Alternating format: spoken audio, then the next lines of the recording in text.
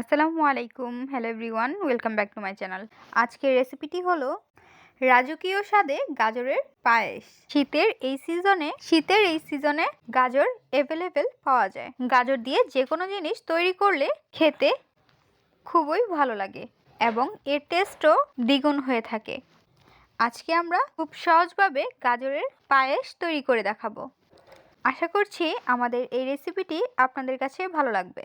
বিসমিল্লাহির রহমানির রহিম। Half cup পোলাওয়ের চাল নিয়ে নিচ্ছি। চালটি আমরা ভালোভাবে ধুয়ে 1 ঘন্টার জন্য ভিজিয়ে রেখে দেব।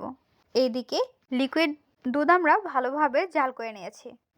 1 ঘন্টা পর পোলাওয়ের চালটি আধা ভাঙা করে নিতে হবে। লিকুইড দুধটি যখন ভালোভাবে বলক চলে আসবে, চুলায় বসিয়ে দিব একটি কড়াই। এর মধ্যে দিয়ে দিচ্ছি আধা ভাঙা করে রাখা পোলাওয়ের চাল, গ্রেট করে রাখা গাজর। এখানে আমরা 3টি গাজর নিয়ে নিয়েছি। 1 চা চামচ খাঁটি ঘি।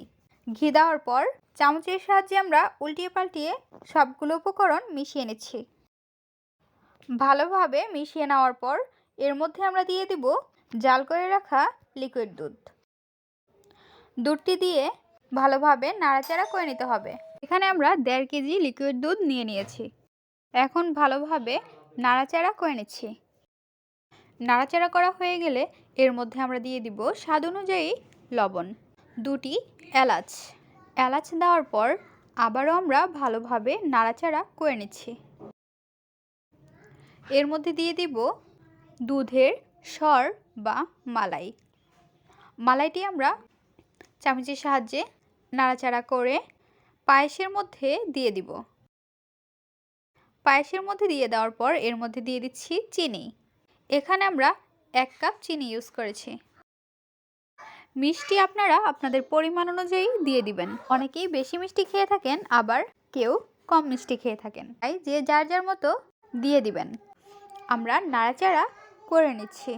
যখন পায়েসটি ঘন হয়ে আসবে তখন আমরা এর মধ্যে দিয়ে দিব কাজু বাদাম। বাদামগুলো আমরা কুচি কুচি করে কেটে নিয়েছি। এখন নাড়াচাড়া করে নিচ্ছি। গাজরের পায়েস প্রায় তৈরি হয়ে গিয়েছে। 2 মিনিট পর চুলাটি অফ করে আমরা পরিবেশন করে নিব।